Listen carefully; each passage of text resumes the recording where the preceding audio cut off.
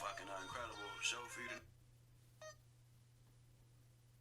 I hope we don't get... I don't think we'll get copyright infringement on this, but we may. We have a fucking incredible show for you tonight. Pardon me for saying fucking on network television. I'm not gonna have this job for long. It's Exile. It's me. It's you. These are our guests. Let's go. Yeah. I gave up and became a Spotify, paying myself a fraction of a penny playing qualifiers.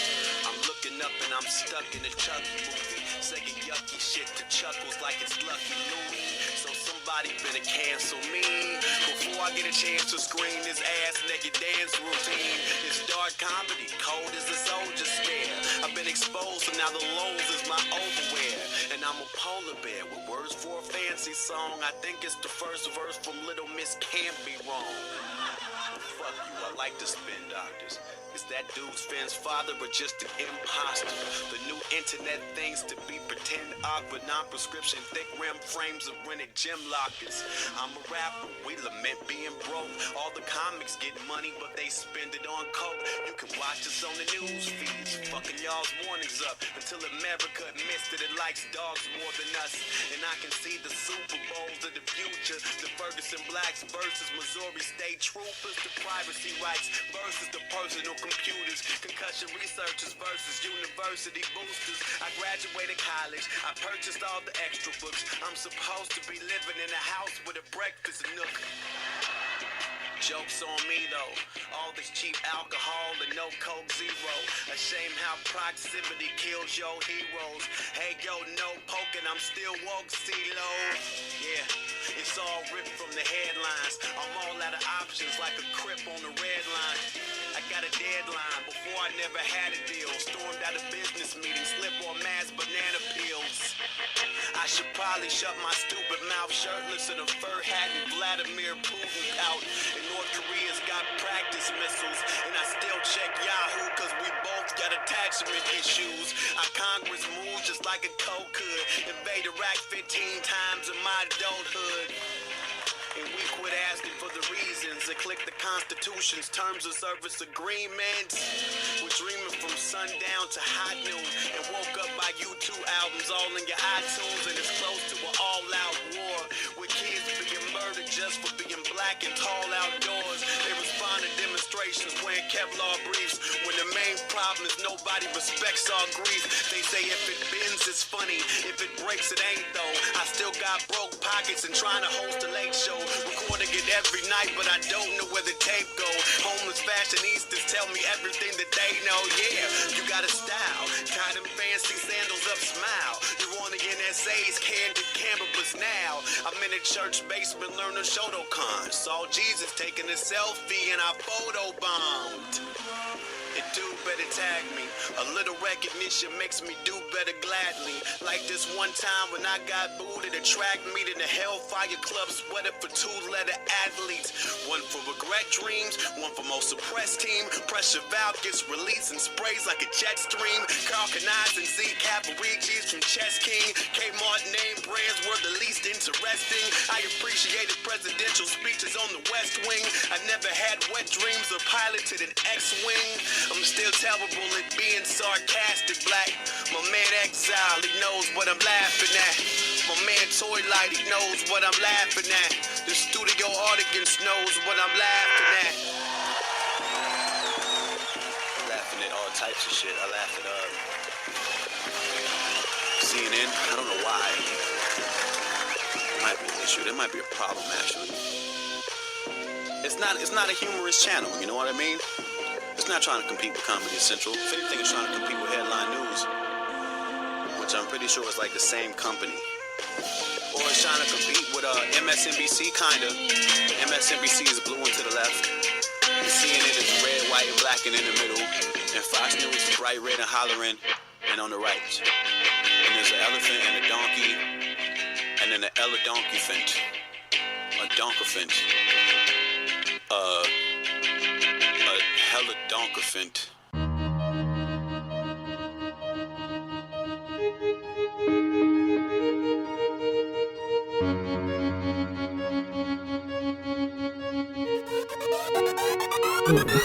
Richie Rocks.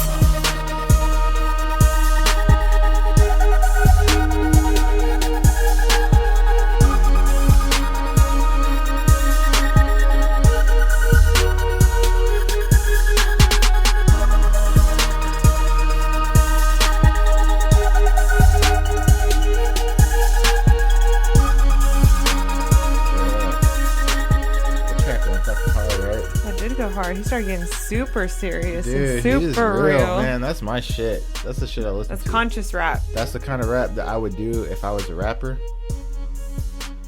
I'm currently not rapping. We are currently producing this podcast. Yeah, that's what we're doing. But I would love to rap too. I can't rap, but Putting it's out on this the goal list. Realennials Podcast, aka the realest millennials. AKA, I don't know. The Realennials. The Realennials. Anyways, I'm Pat. Millennials. I'm Ruby. Thanks for checking in with us, everybody. Hi. Hello again. That was my jam. That was a good song. Who was that? That was Open Mic Eagle, Dark Comedy Late Show. Open. Okay, cool. You know, I'm hesitant to even name the tracks that we use because I think that's what gets us in trouble.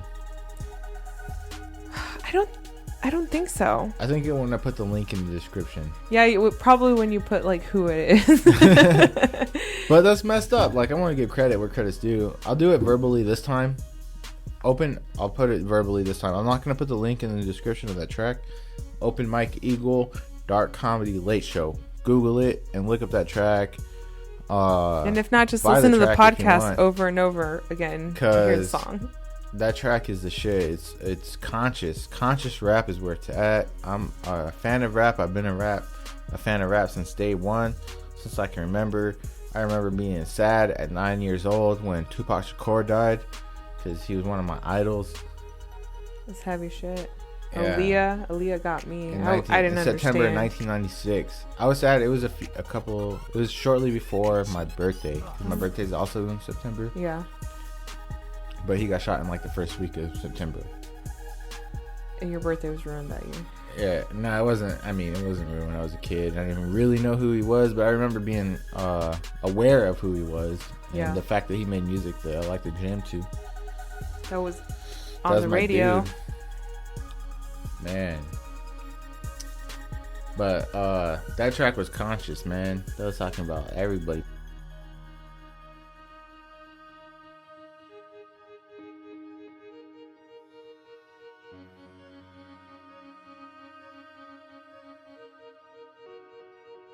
This movie that we just went and saw last night, Goodland.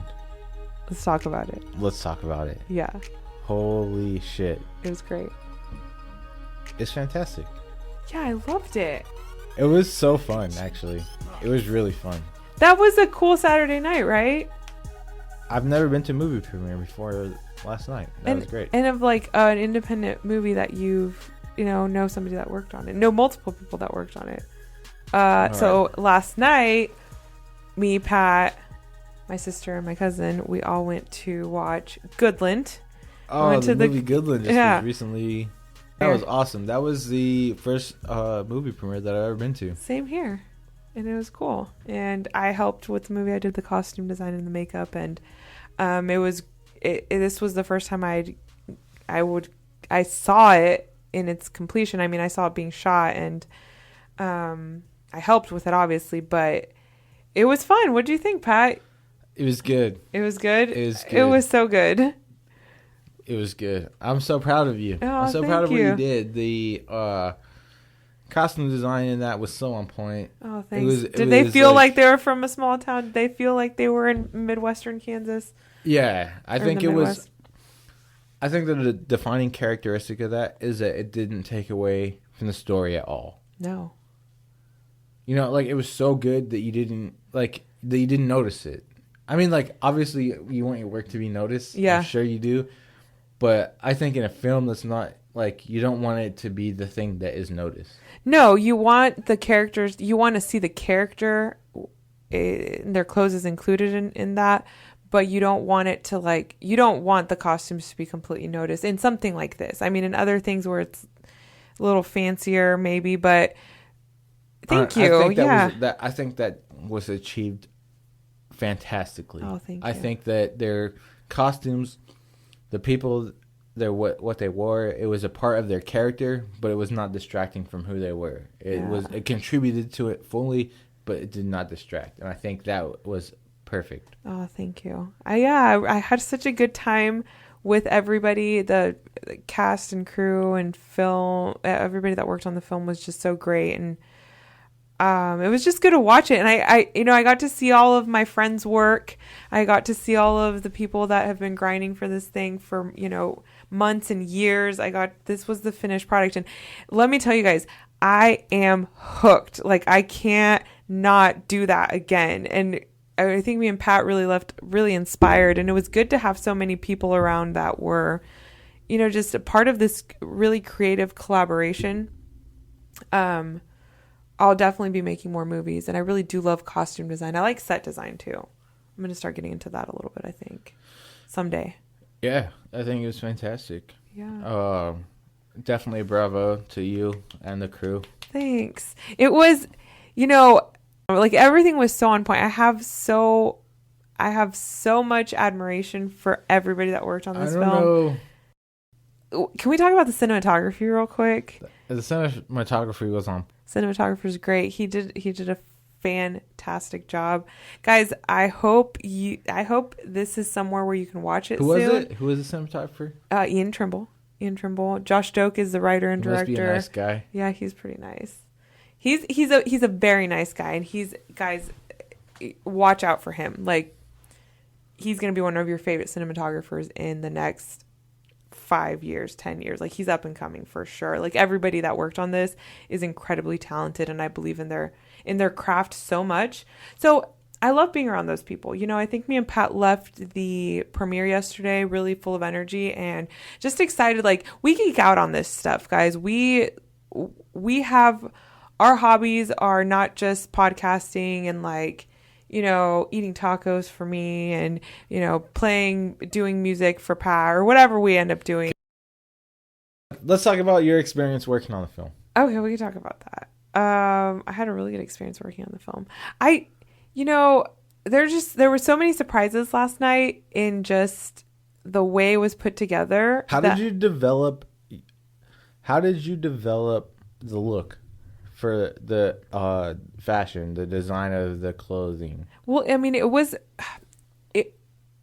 the timing, because the vehicles they use in it, like, everything is kind of timeless. It's kind of classic. This is like a city suspended in time, pretty much. I know. That's the one question I have that I haven't asked is, like, is it set in modern time or is it set in the past? I don't know. I think the idea is no definitive. Well, they did show the year 2007 in the movie. So when the hotel clerk, I'm not going to give anything very much away, but is looking at her screen and getting him a room, it says 2007. So it does time it, but the look was more like, you don't know if it's the 50s or 2002. Like, well, we do, or know, I mean, we know maybe like 80s. In relationship to the technology that he used for a camera, we can discern a little bit of information. Yeah, that it's because he's like, this is antique. When in reality, people were using those in the 90s. In the 90s, yeah. So we know that it was at least, just ballpark estimate, at least 10 years past the 90s. Yeah, but I mean, it kind of gives you a couple of decades to be like, oh, when is this from? Like, was this a story that happened recently? You can interchange that, that small scene of what he's talking about with the camera in any decade almost. Yeah, that's true. With any camera or whatever. Yeah. So yeah, that's the timelessness of it, the ambiguity of the era. I took that into account because I didn't want to have anything like, okay, they're sheriffs and deputies, but they still look very like country. They had that old ass truck though as the truck. Yeah. And I was like, nah, it would be a newer truck.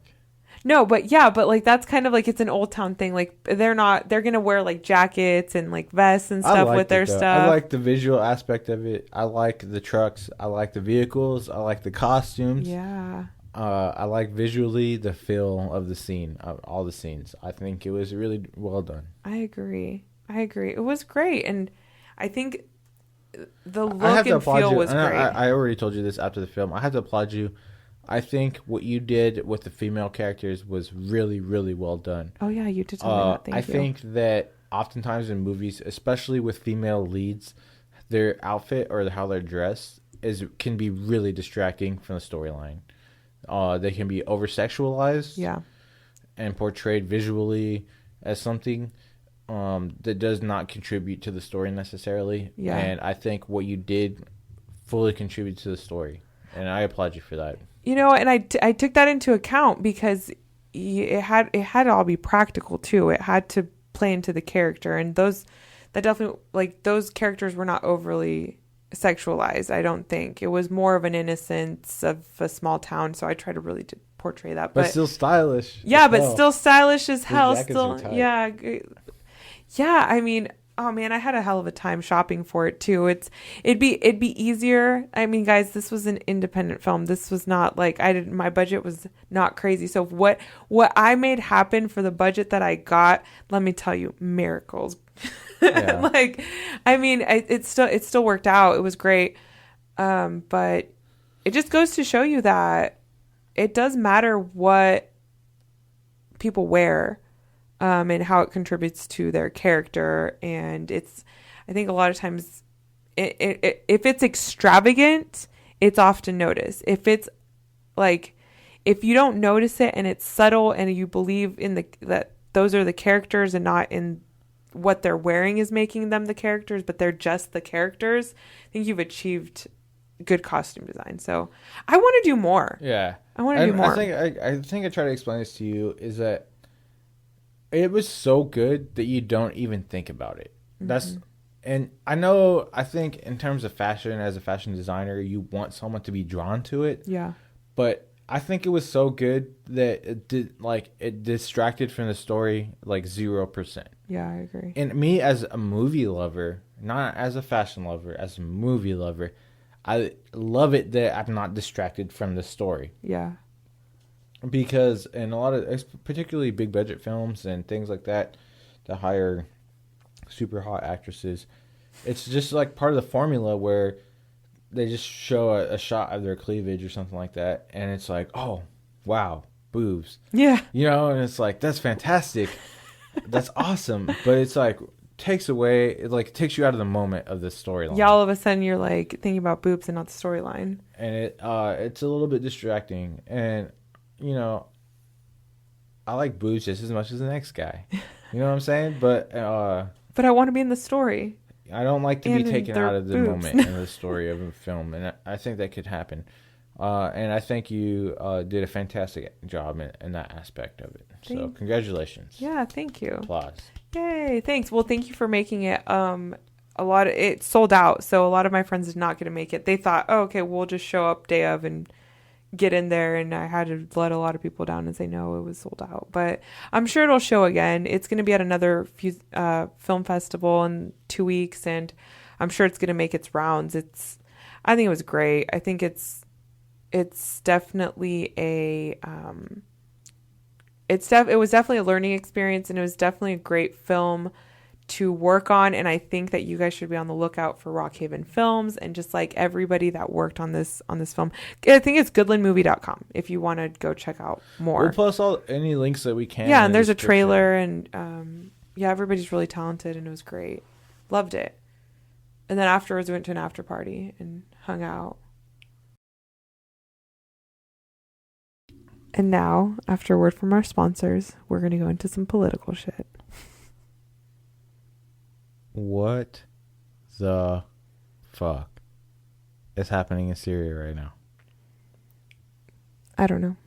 Actually, I do know. I watched a video about it. But seriously, what is going on in Syria right now?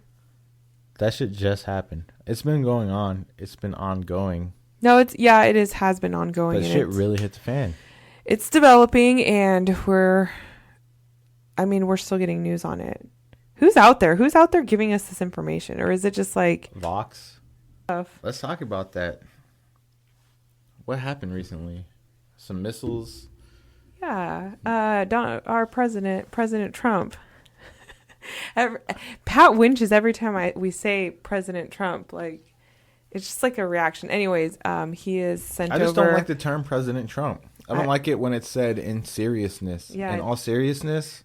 It's better like President Trump, like sarcasm, but no. I prefer our president or the president or just Trump. Yeah, let's go with that. Just Trump. That's all we're gonna say. Anyways, Trump decided to send over 20 Tomahawk missiles. 59 Tomahawk missiles. Okay, 59.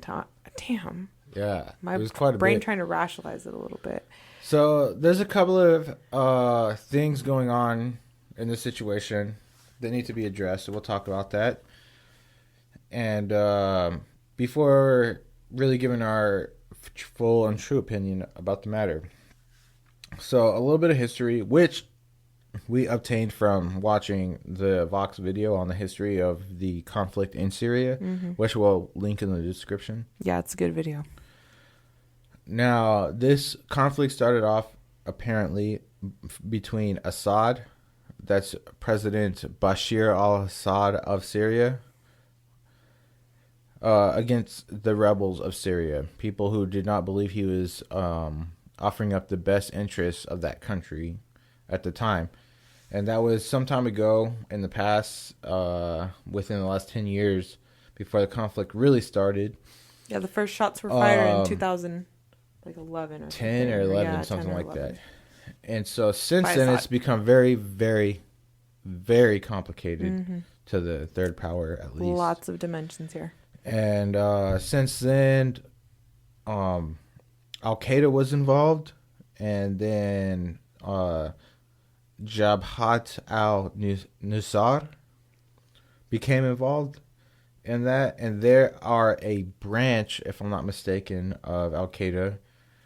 And then another entity involved in this situation is the Kurds. Now, the Kurds are not directly, as far as I know, and as far as the information I've witnessed, are not tied to the terrorist groups of Al Qaeda or ISIS or anything. No, like that. they've essentially They just seceded are from people Assad. who are attempted to secede from the Assad regime in Syria. They are what the Kurds believe is that they are natives to that land, which Syria encompasses, and they are demanding independence from Syria, which Assad is not, or apparently the regime in Syria has never wanted to grant them, is my understanding. So the Kurds are independent of ISIS or Islamic terrorist groups. Yeah. They are just natives of that region who demand autonomy, and that's what they're fighting for. That's my understanding of the Kurds.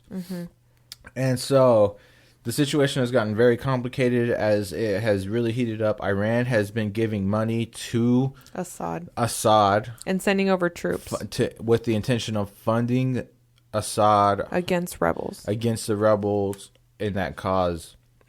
Yeah, so this is where now other parts of the world are getting involved. It's starting to get messy because there's more cooks in the kitchen. So then it becomes more complicated as the situation heats up. Turkey is investing money. President Erdogan of Turkey and the Gulf states as well are funding the rebels. They're giving money to the rebels to fight Assad. Yeah, because they're not cool with Assad either. And as we all know, Russia, Putin in particular, and the Russian government are funding Assad and working in collusion with Iran and the Syrian government, the Assad regime, and to fight against the rebels in the region. Now, during this time, Hezbollah has gotten involved in the fight, and they're a militia from Lebanon. And during this time, on Assad's behalf, right? On Assad's behalf. Yeah. Is that true? I think so. I can't remember what side Hezbollah was involved on. I did not write that down. In the meantime, during the same approximate time, post 2010, I think it's in 2012 or 2013, President Obama has given permission to the CIA to fund and train Syrian rebels, Syrian rebels in the fight against the Assad regime, which this just recently came to light. Nobody knew this until recently. Now, in 2014, ISIS joins the fight. they're essentially a breakaway group. They broke away. Yeah, they were from the a rebels. part of the Al Qaeda. This is when it turns religious. Jabhat al-Nusra rebels that broke away, and the fight became religious. They became They rejected the fight between the rebels and Assad, and they're demanding a religious caliphate in the region. They started out in Syria, and they took control of the region where the Kurds were. Oh, okay.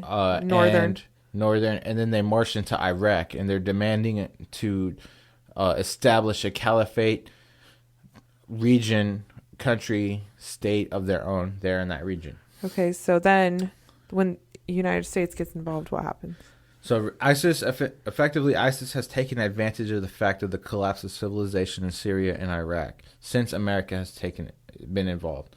USA and Turkey have now become involved in this situation, and what is not known or has effectively been completely established to people who are interested is what the true nature of the interests of Turkey and the U.S. are in the region. Yeah. So they've become involved. The more obvious stated reason is human rights. Yeah, obviously. In accord with the Geneva Convention. They're using weapons of mass destruction. Given the fact that Syria has used... on its people. Allegedly used weapons of biological terror on their own people. Yeah. That's a nerve agent. I don't know the exact name. I'll look up some information on that and post the link. So Russia also has intervened on Assad's behalf, and it's effectively become World War III, in my opinion. Yeah. Or the start of it. There's no clear-cut definition of...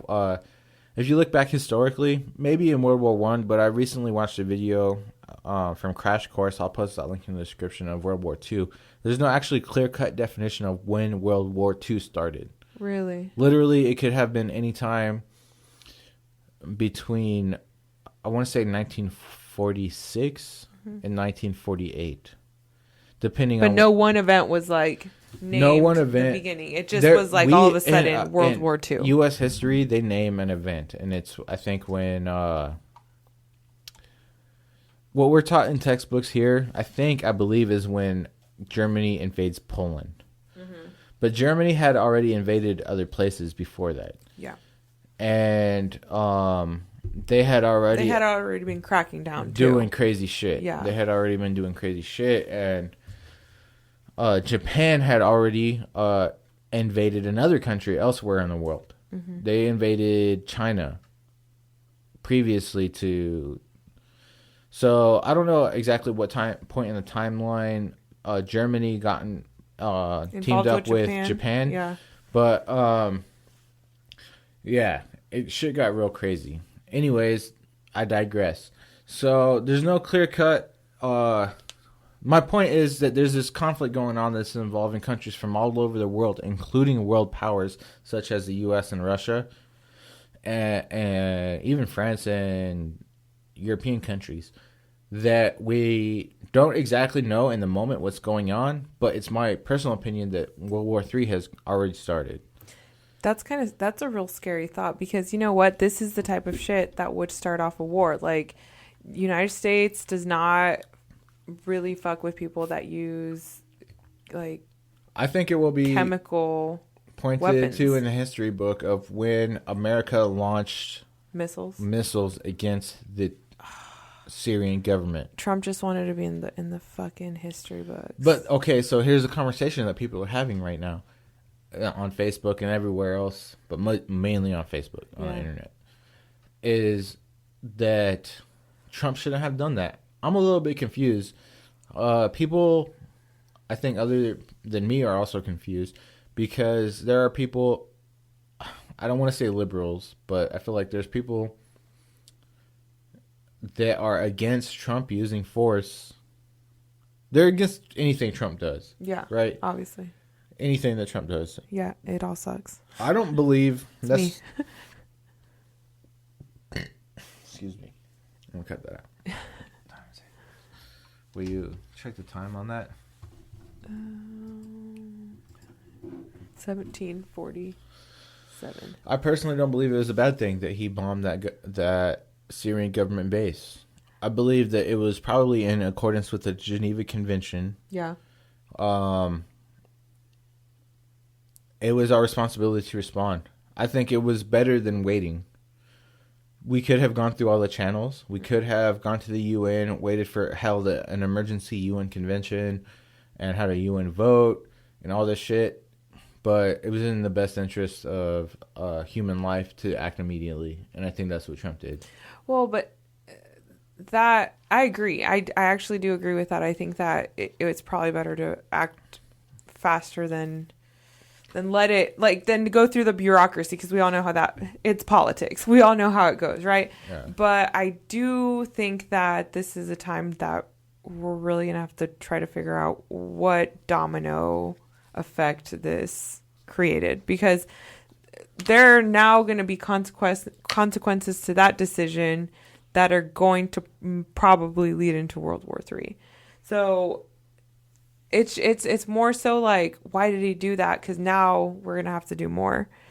We're gonna have to figure out what's the next step. Like what's gonna happen? Yeah, I've been like, are they gonna respond? Is Russia gonna respond? Russia and China and the US are so intrinsically tied, economically speaking and trade-wise, that they would not be interacting and involved in wars with each other. That's always been my disposition. Ever since I started college, basically where I became where I learned to understand the dynamic of our trade system and how dependent we actually truly are on each other economically. It's true. Since I've understood that relationship, I've never really truly believed that any of those countries would become involved in war with each other. Now, there's all these other dynamics in play, though, in a situation where I think it's going to be left where it is, like on the outlines of those countries, the main players involved. Syria, but I don't know. I guess what I really think is that it's yet to be seen. Like, what happens next is going to be probably the most significant thing in modern history. Oh, How we haven't gone through a situation like this before in history. How is Assad going to respond, or how is Russia going to respond? My theory is that no one's going to do shit. To be honest, my personal theory is that no one's going to do shit. Russia's probably not going to do anything in the interest of not disrupting their trade agreements already. Russia already is subject to sanctions from the U.S. They've been that way for a while since President Obama. The reason that people were so worried about Trump is because they don't know his relationships with China. Yeah, that's true. They believe that he's involved with them. Like on a business-personal level. On a business/personal level. And they believe that he'll be more favorable to them if the shit were to hit the fan. But now the shit's hit the fan, and now Trump has actually acted proactively way faster or way more on the other spectrum than people would have imagined if he were to have business with them. But maybe that's strategic too. Maybe that's where the conspiracy shit comes in. Yeah. Because maybe he is so tied to them monetarily speaking that he had no other choice but to act this way in order to avoid speculation on the other tip of him having money ties with them. Yo, this is a game of chess. Like, everybody's making their moves. Well, I mean, there's only 2 players, but it's true. It really could be anything. I guess I kind of do see this as a positive thing. I think it's just a scary thought, and it might be a distraction to the fact that $10 trillion is unaccounted for by the Pentagon. That's another thing that's popped up. I still haven't looked this up. We need to do more research on that. No, we do need to do more research on that. But I guess the Pentagon, every federal agency is subject to an audit except for the Pentagon. Pentagon is not. And they had to go back and look through some kind of reports or do some kind of accounting thing. And there's $10 trillion that are unaccounted for by, it might just be bad accounting, right? But it's also like, why does every other federal agency have to be audited except for the fucking Pentagon. Like, because it just makes they're the no only sense. ones authorized to fund. Probably, I imagine the Pentagon funds the. All the secret programs, like Yeah. everything that's like, there should be no paper trace. That makes sense. But what are we funding $10 trillion on in probably the past 20 years? But it's been like 30. Aliens. It's like 30 years, right? The past 30 years. Not 1996. Is that 30 years? No, that's only 2006. 21 years. 21 years. Yeah. I don't know. I don't want to speculate on shit like that. Like, there's things that are really very obviously going on. Yeah. Like Trump being unqualified for the job that he has. Maybe he is qualified. Maybe he is going, like, I don't know. You're only I as don't good wanna as your say it, team. but he could end up being the best president ever. You know, like, who's to say? But there's still questions unanswered. And he does not and will not ever deserve the respect of the American people until those questions are answered. That's true. And those questions have to deal with his ties to Russia. His taxes need to be released. People need to be able to scrutinize what that relationship is between businesses that he owns or has operated or continues to have influence over, in terms of the fact that his sons run his businesses still. Yeah. And despite the fact that he's not allowed to have influence over his businesses, he still gets to have Sunday dinner with them every single day and to talk about whatever the fuck they want to talk about. Yeah, it's true. Like business. Or whatever. I have a hard time buying until he releases his tax returns and proves that he has nothing to hide. I don't believe that he's acting in the interest of our country. I can't believe it. I just cannot believe that to be true. Especially because of his personality and his history.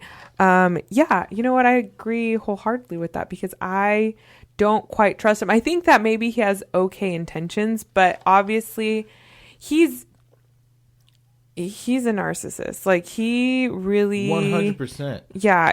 So I do think that he's always going to be looking out for himself and his reputation, his well-being. That's why he's like a known liar. Like, he lies about things. Exactly. He's, and people are like, haha, he's so funny. He said one thing and now he's saying a different thing. But you guys got to watch out for that because there's a real possibility that Donald Trump, if you voted for him, he's still not serving you. Like, just let that sink in. He's not serving you. Like, he's not serving any of us. He might be, but we don't know. Or who's he serving? We've talked about this. Ruby and I have had multiple conversations about this. How we don't want to talk about politics. No, it's true we don't. But things are political. There's this politics. situation that's happening with Syria could be actually really very, very serious. We don't know exactly what's going to happen. My true, honest gut feeling is that nothing's going to happen. No one's going to do shit. Putin's not going to do shit. The U.S. won't do anything else. They've bombed. I believe when they sent those 59 Tomahawk missiles from an American Navy battleship from the Mediterranean Sea, I believe, they had the intention of bombing. They bombed the Syrian Air Force Base where they believed that the chemical warfare weapons were either being stored or were they launched from, or both. How did they get that information?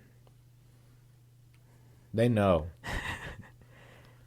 Are they sure? They got that US satellite. Yeah, this is tricky. This is crazy intelligence. Stuff. Yeah. But okay, so I'm telling you what they want us to believe. They got the US satellite intelligence. They have intelligence on the ground over there. They have secret agents, CIA agents who are over there on the other side. I believe all that to be true. Yeah. That they have all that stuff. Yeah. At the same time, it's probably equally likely, maybe not equally, but there is some percentage of chance, which I think is higher than most people would like to believe, that their government is lying to us. That nothing even happened over there. That it's all made up bullshit, and they're producing these images to us like propaganda, so that we're okay with a war that we know really nothing about. Because we see video footage of, and I've seen, and I'm sure most of you listeners have seen, the footage of people who have been involved in victims of that nerve gas attack the Syrian people. I haven't seen any footage of the American missiles hitting that base over there. They have them too, because they have they have to have drones out there. They have to have satellite images after the fact. Guys don't do it, but it's only been reported. It's been reported that 7 people died as a result of the U.S. attacks on their military bases over there.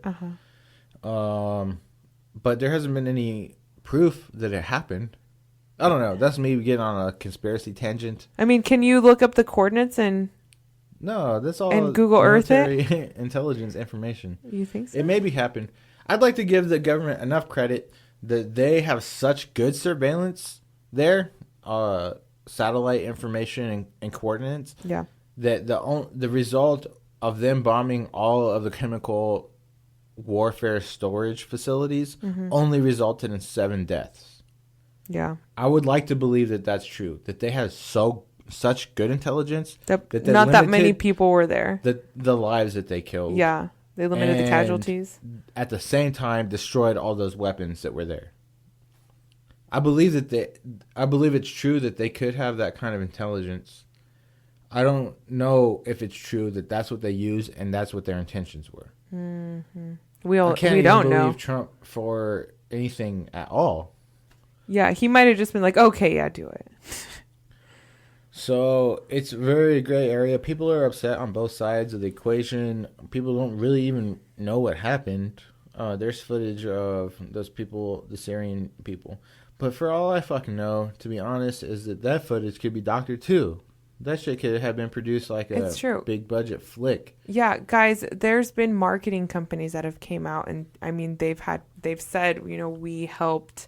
We worked with a federal agency and made videos that were represented that looked like the type of video that you would get from these. You can recreate stuff. So stay woke, people. I mean, you see things, but don't take everything for face value. I'm learning that these days that you should just really dig a little deeper into things. My thing is, it's all very, very complex, and I just don't think people. There's a lot of things we could be upset with Trump about in the Trump administration. I don't believe that this is one of those things. I agree. This is my only point in talking about this, having this conversation on this podcast, is because of that. There's many other things people can focus on in terms of politics and the message that they want to address and things that they want our American government to address. This is not one of those things. I believe it. If we're going to believe that what happened actually happened, that there is nerve gas, that Assad did that to his people, and that Trump ordered the retaliation, I should say, and we bombed the facilities that house those types of weapons in Syria, then if that is the truth, which who really knows what the truth is? If it is, then I think we did the right thing. Yeah. Well, and the repercussions will come, and there could potentially spark World War III or whatever it is. But I can just say in that one isolated situation that we would have done the right thing. I think we did, and I mean we'll see how this develops. But we just wanted to bring it to everybody's attention that is something that's happening. It's been happening for a few days, and I don't know how well versed I was on it until I started really asking some more questions. But yeah, I think this is significant. I think that it could be the first domino of many. And I mean, guys, just do your research, don't get distracted. It's really easy to get distracted and not ask questions, and news piles up, you guys got to stay on top of it because this has been going on since, 2011, 2010, whenever first shots were fired by the Assad regime to the rebels, and it sparked this entire thing. So this is developing, this is just when it's come to light because now we're focused on our president, Mr. President Donald Trump. And now that it's like we've taken action, everybody's like, oh my gosh, this came out of nowhere, but it didn't. We're learning that this is a history of events that we need to stay on top of. And so we've looked into it. Obviously we don't know everything, but start now, stay on top of it and see what happens. Cause this could be the start of a war. This could be the start of peace. Who knows, it's pretty gray out there. Yeah. My advice is that I just want people to look at this situation. This situation is a very dire situation.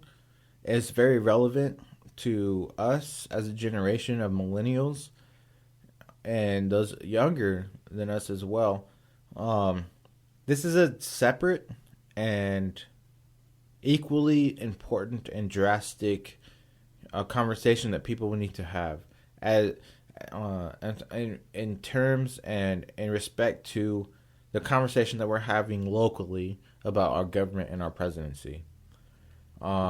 This is important on a global level, and there's an impact it's going to involve us if we don't have this conversation now, and if we're not communicating with our governors and our legislators about what's going on.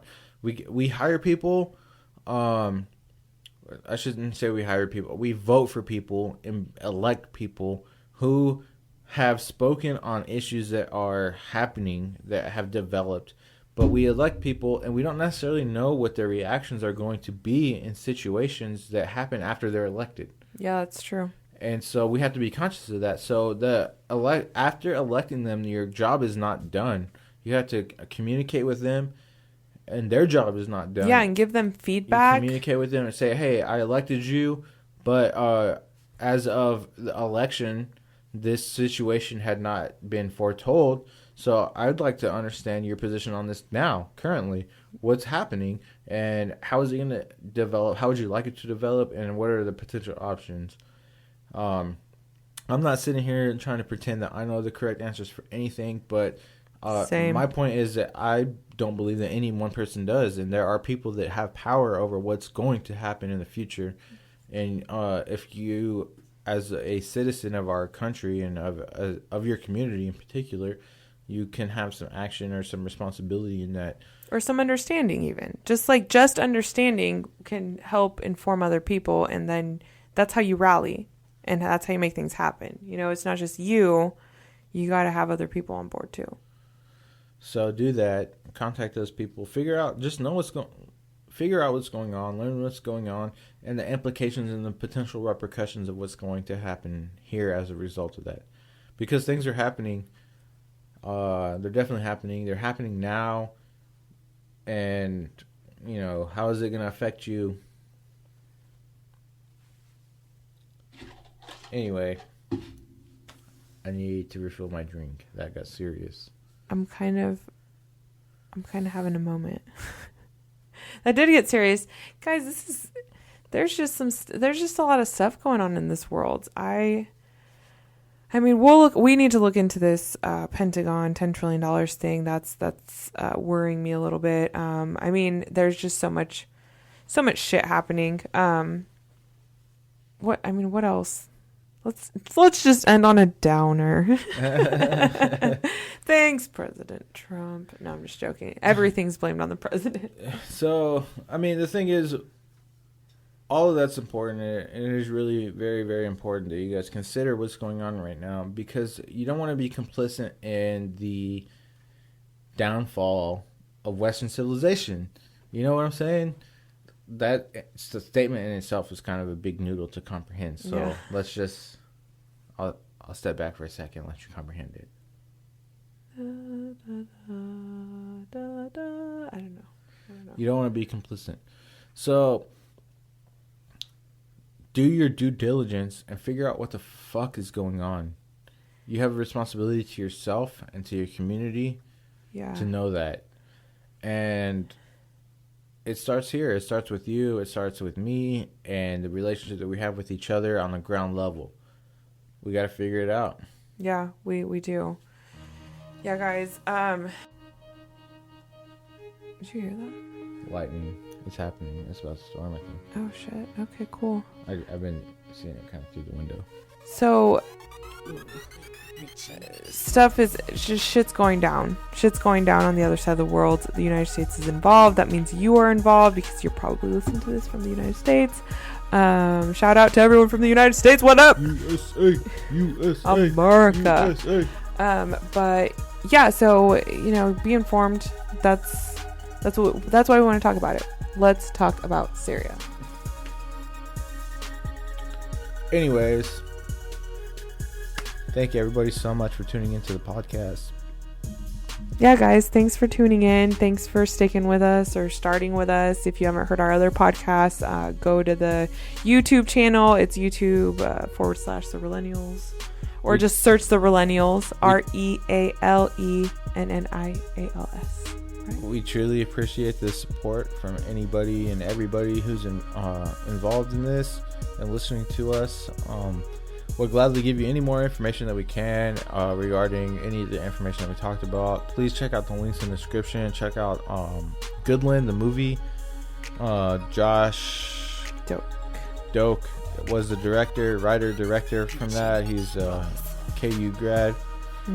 He's a local. He's a native. A lot of the people that worked on the film, including Ruby, were locals and native people. And it's a really fantastic film, independent film.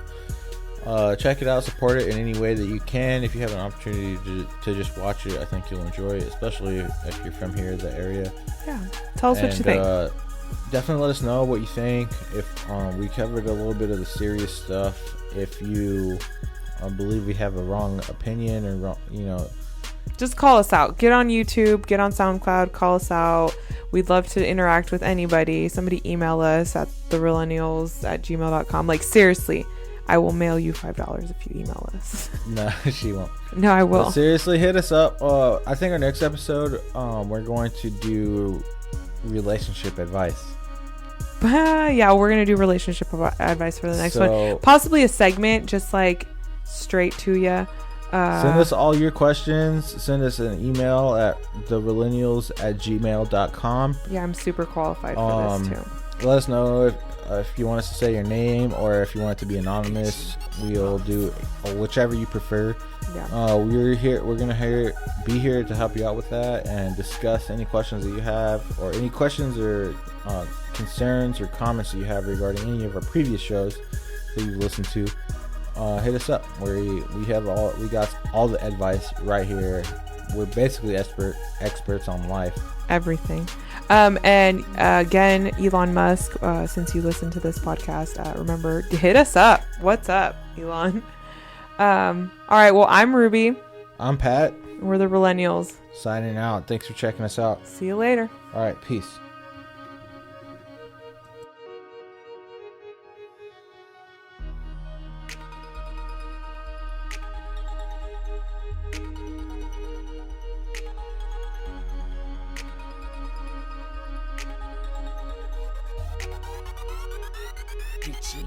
Rocks.